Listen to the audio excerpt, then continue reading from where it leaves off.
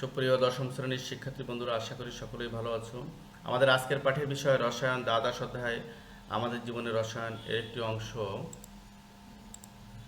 আজকের পাঠ থেকে শিক্ষার্থী বন্ধুরা তোমরা জানতে পারবে ব্লিচিং পাউডার কি তা জানতে পারবে, ব্লিচিং পাউডারের দাগ ওঠানোর কৌশল জানতে পারবে, গ্লাস ক্লিনারের প্রস্তুতি জানতে পারবে এবং শিল্পক্ষেত্রে কিভাবে অ্যামোনিয়া গ্যাস প্রস্তুত করা হয় তা জানতে পারবে।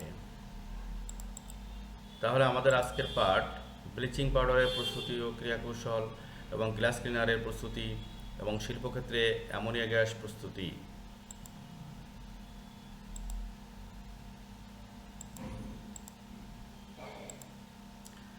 আমরা প্রথমে দেখি যে ব্লিচিং পাউডার কি।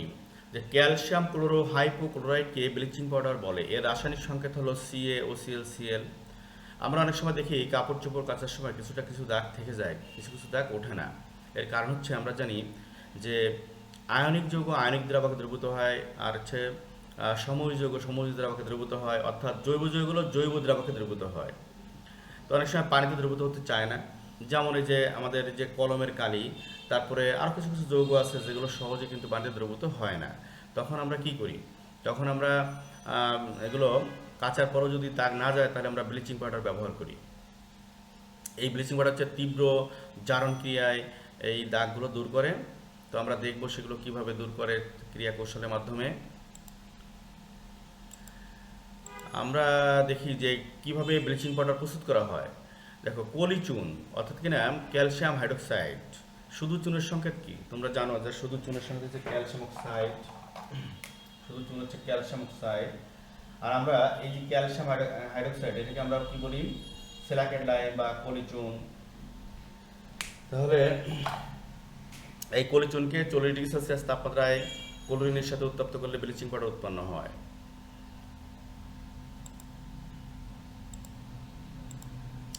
তো ব্লিচিং পাউডারের দাগ ওঠানোর কৌশলটা কি আসলে? এই ব্লিচিং পাউডার আমরা প্রথম যখন আর কি কোনো মানে টয়লেট বাথরুম এগুলোতে আমরা ব্যবহার করি, তখন হচ্ছে কীভাবে ক্রিয়া করে সেটা আমরা প্রথমে দেখি। তারপরে কিভাবে দাগ ওঠানোর কৌশল, কীভাবে ময়লা পরিষ্কার করে। তো প্রথমে আমরা এই ব্লিচিং পাউডার যে CaOCl এই ব্লিচিং পাউডার এটা যখন আমরা কোনো টয়লেট বাথরুমে দেবো তখন সে জায়গায় শুকনো অবস্থায় দিলে কিন্তু আসলে কোনো কাজ করবে না। এক্ষেত্রে আমরা কি করব? যে কিছুটা ভিজিয়ে নেব, মেঝেটা একটু ভিজিয়ে নেব, তখন কি পানি থাকবে এবং বায়ুমণ্ডলের কার্বন ডাইঅক্সাইড। তাহলে এই ক্যালসিয়াম ক্লোরো হাইপোক্লোরাইড অর্থাৎ ব্লিচিং পাউডার মানে সেই পানি এবং বায়ুমণ্ডলের কার্বন ডাইঅক্সাইডের সাথে বিক্রিয়া করে ক্যালসিয়াম কার্বনেট, ক্যালসিয়াম ক্লোরাইড এবং হাইপোক্লোরাস অ্যাসিড উৎপন্ন করে। হাইপোক্লোরাস অ্যাসিড কি? HClO তোমরা জানো যে দেখো।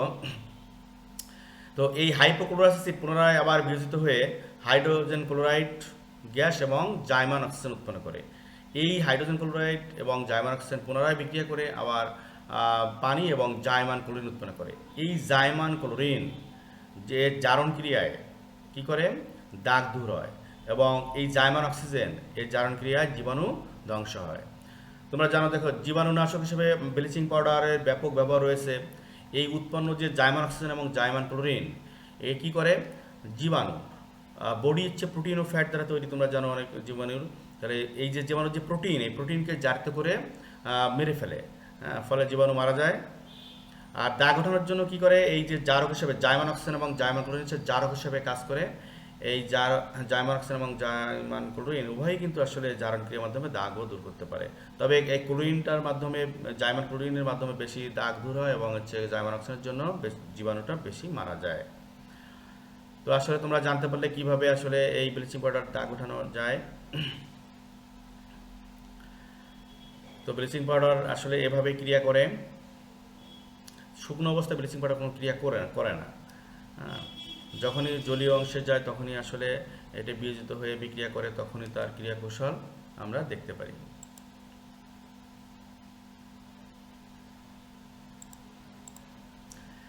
গ্লাস ক্লিনার কি? দেখো, যে গ্লাস সামগ্রী পরিষ্কার করার জন্য যে সমস্ত দ্রব্য সামগ্রী ব্যবহার করা হয় তাকে গ্লাস ক্লিনার বলা হয়। গ্লাস ক্লিনার হলো যে অ্যামোনিয়া দ্রবণ, যে কোনো অ্যামোনিয়াম লবণকে ক্ষার সহযোগে তাপ দিলে কিন্তু অ্যামোনিয়া গ্যাস উৎপন্ন হয়, তোমরা জানো। যেমন আমরা যদি অ্যামোনিয়াম ক্লোরাইড লবণকে আমরা তাপ দিই তাহলে সেক্ষেত্রেও কিন্তু আসলে অ্যামোনিয়া গ্যাস উৎপন্ন হবে। যে অ্যামোনিয়াম ক্লোরাইড এই লবণটা আসলে বাজারে কিনতে পাওয়া যায়। আমরা যদি এটিকে তাপ দিই তাহলেও সেক্ষেত্রেও কিন্তু অ্যামোনিয়া গ্যাস উৎপন্ন হবে। যে কোনো অ্যামোনিয়াম ক্লোরাইড বা অ্যামোনিয়া আছে, অ্যামোনিয়াম আয়ন আছে, এমন ধরনের কোনো লবণকে তাপ দিলে আমাদের অ্যামোনিয়া গ্যাস পাবো। কিন্তু আমরা পরীক্ষাগারে কি করি, পরীক্ষাগারে আমরা কীভাবে প্রস্তুত করি, পরীক্ষাগারে অ্যামোনিয়াম ক্লোরাইড লবণকে কুইক লাইম বা সিলিকেট লাইম বা কলিজনের সাথে উত্তপ্ত করলে অ্যামোনিয়া গ্যাস উৎপন্ন হয়। তোমরা জানো, দেখো আমরা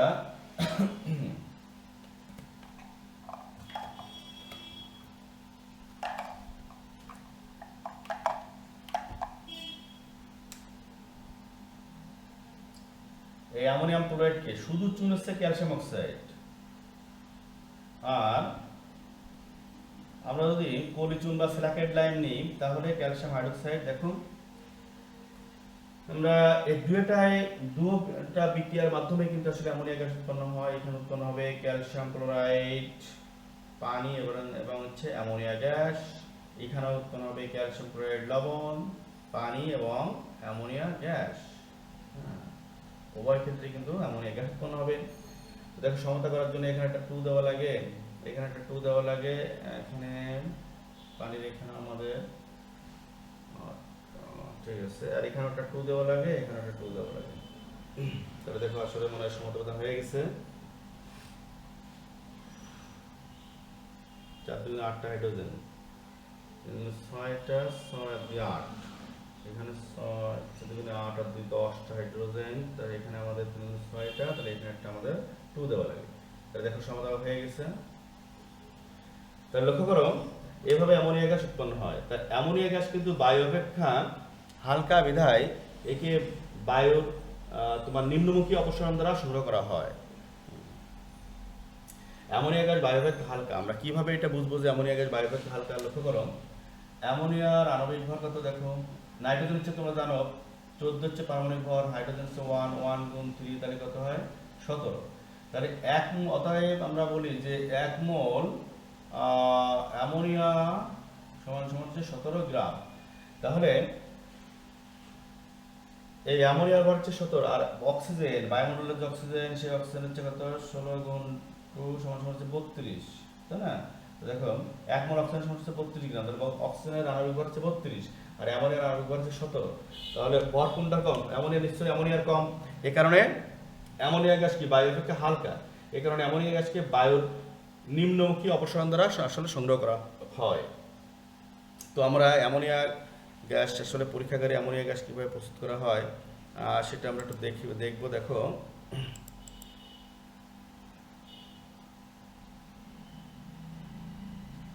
লক্ষ্য করো আমরা এখানে কি করব, এই চিত্র দিকে লক্ষ্য করো। চিত্রে আমরা এখানে এই চিত্রে কি কি এখানে নিব, অ্যামোনিয়াম ক্লোরাইড লবণ এবং হচ্ছে পলিচুন। আমরা একটু কাদা কাদা চুনি নিই এখানে, এটা পলিচুন বা তোমার সিলিকেট লাইম। এবার এই দুটো এখানে নিয়ে এখানে আমরা কি করবো, এবার তাপ দিব। এখানে নিয়ে আমরা এখানে এখানে এখানে আমরা তাপ দিব।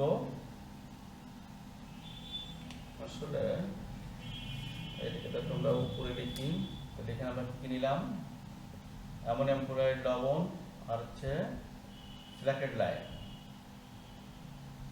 বা পলিচুন। তাহলে এখানে আমরা তাপ দিব।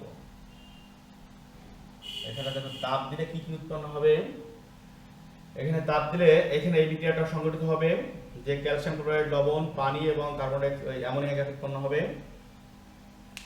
অ্যামোনিয়া গ্যাস উৎপন্ন হলো, এরপরে অ্যামোনিয়া গ্যাস এখানে আমরা কর্কের মাধ্যমে এখানে ভালোভাবে আটকায় দিব।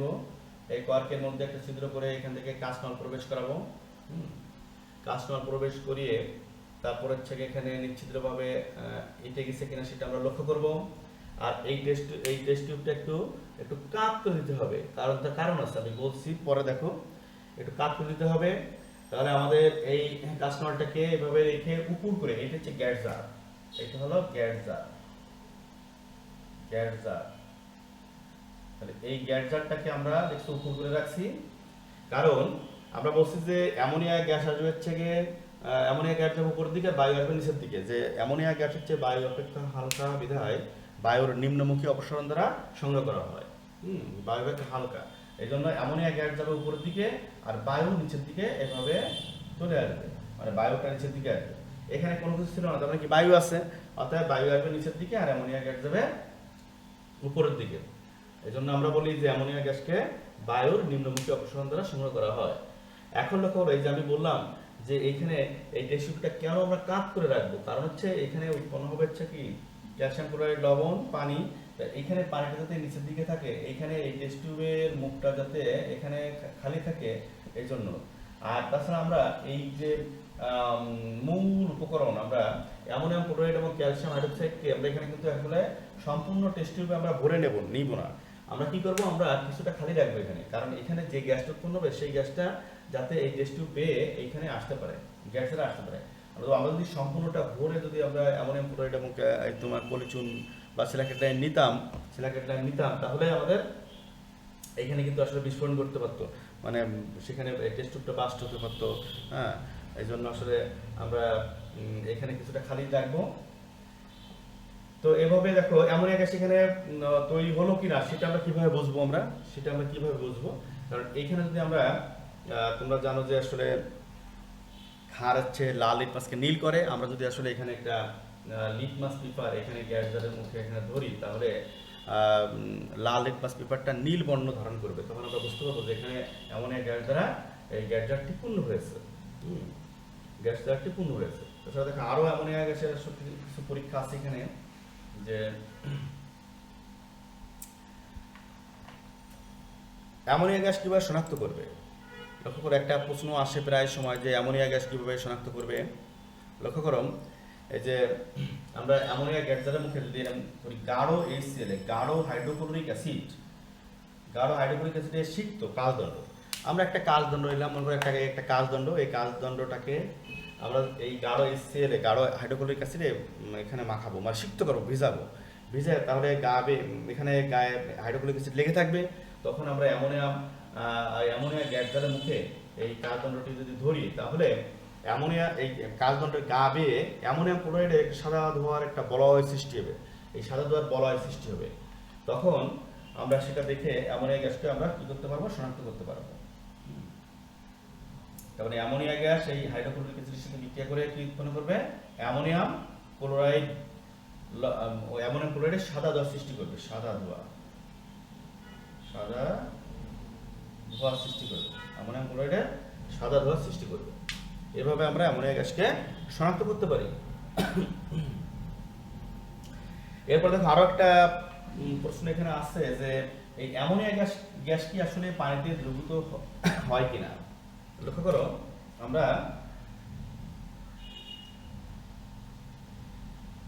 আমরা একটা জার নিব, জারে মনে করো এই পর্যন্ত আমরা পানি নিলাম।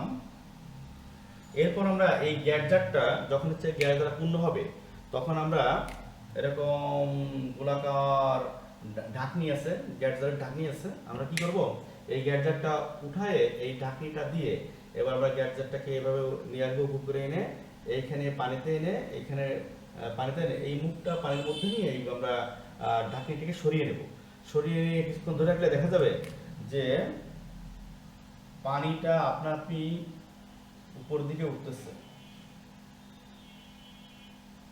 এই গ্যাস জারটা যদি আমরা ধরি, তখন দেখা যাবে পানি এখানে উপর দিকে উঠতেছে, গ্যাস জারের মধ্যে উপর দিকে উঠতেছে, আস্তে আস্তে আস্তে আস্তে ধীরে ধীরে উপর দিকে উঠতেছে। হ্যাঁ, আমরা যদি এদিকে রেখে দিই এভাবে, দেখা যাচ্ছে সম্পূর্ণ এখানে এই গ্যাস জারটি পানি দ্বারা পূর্ণ হয়ে যাবে।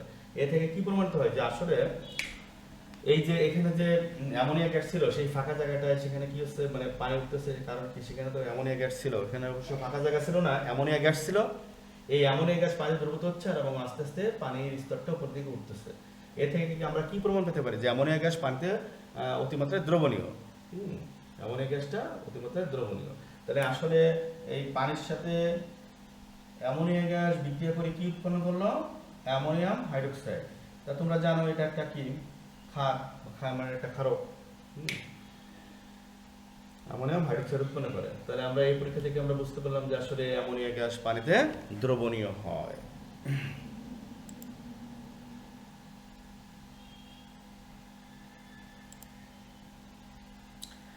আমরা এখন দেখব যে শিল্পক্ষেত্রে কিভাবে অ্যামোনিয়া গ্যাস প্রস্তুত করা হয়। শিল্পক্ষেত্রে আমরা তো এটা পরীক্ষাগার পদ্ধতি দেখলাম। শিল্পক্ষেত্রে লক্ষ্য করো যে হেবার প্রণালীতে মানে হেবার বস প্রণালীতে অ্যামোনিয়া গ্যাস এর শিল্প উৎপাদন করা হয়।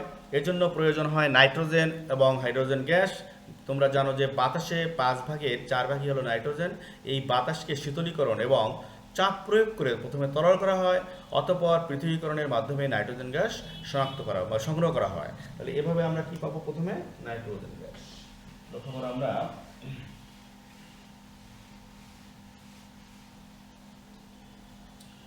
এখানে আমরা তাহলে কি পাইলাম? নাইট্রোজেন গ্যাস পাইলাম। এরপর আমরা আমাদের দরকার হাইড্রোজেন গ্যাস। তাহলে এই হাইড্রোজেন গ্যাসটা আমরা কিভাবে পাবো? লক্ষ্য করো, তাহলে হাইড্রোজেনের উৎস হলো প্রাকৃতিক গ্যাস এবং পানি। প্রাকৃতিক গ্যাস মিথেনকে নিকেল প্রবাহকের উপস্থিতিতে 750 ডিগ্রি সেলসিয়াস তাপমাত্রায় ও 30 এটিএম মানে অ্যাটমসফিয়ার চাপে জলীয় বাষ্পের সাথে বিক্রিয়ায় হাইড্রোজেন গ্যাস ও কার্বন মনোক্সাইড উৎপন্ন হয়। উৎপন্ন এই যে কার্বন মনোক্সাইড, এটা আসলে আমরা সরাসরি আমরা বায়ুমণ্ডলে ছেড়ে দেবো না, কারণ এটা বিষাক্ত। এই কার্বন মনোক্সাইডকে পুনরায় আবার আমরা জলীয় বাষ্পের সাথে বিক্রিয়া করবো, তখন অবিজিত যে জলীয় বাষ্প থাকবে সে অবিজিত জলীয় বাষ্পকে বিজারিত করে এই কার্বন মনোক্সাইড কী করবে? বিজারিত করে হাইড্রোজেন গ্যাস এবং কার্বন ডাইঅক্সাইডে পরিণত করবে। এই কার্বন ডাইঅক্সাইড গ্যাস কিন্তু আসলে কার্বন মনোক্সাইডের থেকে কম বিষাক্ত বা কম ক্ষতিকর। হ্যাঁ, তখন এটা আমরা পরিবেশে উন্মুক্ত করতে পারবো বা আলাদাভাবে আমরা সংগ্রহ করতে পারবো। উৎপন্ন গ্যাসকে শীতলীকরণের মাধ্যমে সহজেই শীতলীকরণ করলে সহজেই কার্বন ডাইঅক্সাইড গ্যাস পৃথক হয়ে আসে এবং আমরা হাইড্রোজেন গ্যাস সেখানে পৃথকীকরণ করতে পারি। এভাবে আমরা হাইড্রোজেন গ্যাস পাবো। তাহলে আমরা এভাবে আমরা কি পাইলাম? হাইড্রোজেন গ্যাস পাইলাম। এখন এই হাইড্রোজেন গ্যাস, এই নাইট্রোজেন এবং হাইড্রোজেন গ্যাসকে 1:3 অনুপাতে 1:3 অনুপাতে মানে 1 আয়তন নেব হচ্ছে নাইট্রোজেন এবং 3 আয়তন নেব হাইড্রোজেন নিয়ে আমরা কি করব? দেখো, আয়রন প্রভাবকের উপস্থিতিতে আমরা 200 থেকে 250 এটিএম চাপে অ্যাটমসফিয়ার চাপে এবং 450 থেকে 550 ডিগ্রি সেলসিয়াস তাপমাত্রায় লা শাতেলিয়ে নীতি অবলম্বনে অ্যামোনিয়া গ্যাস প্রস্তুত করা হয়। তো এখানে যে সমাধান করার জন্য আমাদের কি দেওয়া লাগে? এখানে 2 দেওয়া লাগে, এখানে 3 দেওয়া লাগে। এই জন্য আমরা এখানে বলছিলাম যে 1:3 অনুপাতে নাইট্রোজেন হাইড্রোজেন গ্যাসকে মিশিয়ে আয়রন প্রভাবকের উপস্থিতিতে আমরা তাহলে চাপ দিলাম কত? 200 থেকে 250 অ্যাটমসফিয়ার। তোমরা জানো যে 1 এটিএম সমান 76 সেন্টিমিটার পারদস্তম্ভ চাপ। ব্যারোমিটারের চাপ হচ্ছে 76 সেন্টিমিটার পারদস্তম্ভ চাপ। হ্যাঁ, এর 200 থেকে 250 অ্যাটমসফিয়ার চাপে এবং 450 থেকে 550 ডিগ্রি সেলসিয়াস তাপমাত্রা, এটা হচ্ছে অত্যানুকূল তাপমাত্রা। মানে আমি বলছি লা শাতেলি নীতি অবলম্বনে এই কাজটা করা হয়। হ্যাঁ, লা শাতেলি নীতি অবলম্বনে। তো লা শাতেলি নীতি কি তোমরা আসলে সপ্তম অধ্যায়ে তোমরা পড়ে আসছো যে লা শাতেলি নীতি কি ছিল আসলে? যে কোনো বিক্রিয়ার উপরে বাহ্যিক নিয়ামক যেমন তাপ, চাপ, ঘনমাত্রা ইত্যাদির প্রভাব ফেললে সাম্যের অবস্থা, মানে যে বহুমুখী বিক্রিয়াটি সাম্য অবস্থায় আছে, অর্থাৎ আমরা বলতে পারি যে কোনো বহুমুখী বিক্রিয়া সাম্য অবস্থায় থাকাকালে যদি এর উপর বাহ্যিক নিয়ামক তাপ, চাপ এবং ঘনমাত্রা ইত্যাদি প্রভাব ফেলা হয় বা বাহ্যিক নিয়ামকের একটা প্রভাব ফেলা হয়, তাহলে সাম্যের অবস্থা এমনভাবে বদলাবে যেন নিয়ামক পরিবর্তনের ফলাফলটা প্রশমিত হয়। হ্যাঁ, তো আমরা দেখো এখানে এই যে এই চাপও একটা রেঞ্জের মধ্যে নিচ্ছি, তাপমাত্রা একটা রেঞ্জের মধ্যে নিচ্ছি। এই তাপমাত্রা হচ্ছে অত্যানুকূল তাপমাত্রা, অপটিমাম টেম্পারেচার। মানে এই তাপমাত্রার মধ্যে নিলে আসলে বিক্রিয়া খুব সুন্দর হবে বিক্রিয়াকে। দেখো, তাহলে এই অত্যানুকূল তাপমাত্রাটা কি? যে তাপমাত্রায় কোনো বিক্রিয়ার গতিও যথেষ্ট থাকে এবং উৎপাদের পরিমাণও যথেষ্ট পরিমাণ থাকে, সে তাপমাত্রাকে বলা হয় অত্যানুকূল তাপমাত্রা, অর্থাৎ অপটিমাম টেম্পারেচার। এই বিক্রিয়ার জন্য অপটিমাম টেম্পারেচার হচ্ছে 450 ডিগ্রি থেকে 550 ডিগ্রি সেলসিয়াস তাপমাত্রা। এই রেঞ্জের মধ্যে করলে খুবই ভালো হবে আর কি, উৎপাদটা আমরা ভালো পাবো আর কি। তো দেখো, শিল্প কারখানায় এই লা শাতেলি নীতি অবলম্বনে আসলে বিভিন্ন তোমার উৎপাদগুলো উৎপন্ন করা হয়। তাহলে এভাবে আমরা অ্যামোনিয়া গ্যাস পেতে পারি। অ্যামোনিয়ার অনেক ব্যবহার রয়েছে, লক্ষ্য করো। অ্যামোনিয়া গ্যাসের ব্যবহার আমরা কয়েকটা দেখি। যে অ্যামোনিয়াম ক্লোরাইড লবণ প্রস্তুতিতে অ্যামোনিয়া গ্যাস ব্যবহৃত হয়। এই অ্যামোনিয়াম ক্লোরাইড লবণ বিভিন্ন কাজে লাগে। আমাদের ইউরিয়া সার উৎপাদনে অ্যামোনিয়া গ্যাস ব্যবহৃত হয়। ইউরিয়া সার কারখানায় কী করা হয়, এই অ্যামোনিয়ার সাথে কার্বন ডাইঅক্সাইডের বিক্রিয়ায় হ্যাঁ ইউরিয়া সার উৎপন্ন করা হয়।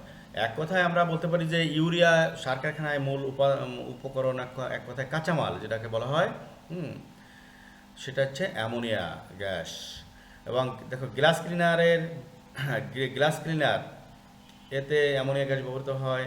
এবার তরল অ্যামোনিয়া রেফ্রিজারেশনে ব্যবহৃত হয়। এভাবে আরও অনেক কাজে কিন্তু অ্যামোনিয়াম ক্লোরাইড লবণ ব্যবহার করা হয়, তোমরা যেটা পরে জানতে পারবে। তাহলে শিক্ষার্থী বন্ধুরা, আজকের পাঠ থেকে তোমরা জানতে পারলে যে কিভাবে সেই ব্লিচিং পাউডার প্রস্তুত করা হয়, বা ব্লিচিং পাউডারের ক্রিয়া কৌশল জানতে পারলে। এরপর তোমার সেই গ্লাস ক্লিনার এর প্রস্তুতি, এটা হচ্ছে। তারপরে অ্যামোনিয়া কীভাবে পরীক্ষাগারে প্রস্তুত করা হয়, তারপরে তোমার শিল্প কারখানায় কীভাবে প্রস্তুত করা হয়, এগুলো জানতে পারলে, অ্যামোনিয়ার ব্যবহার জানতে পারলে। তাহলে আশা করি তোমরা বুঝতে পারলে। তো আজ এ পর্যন্তই, সকলকে ধন্যবাদ।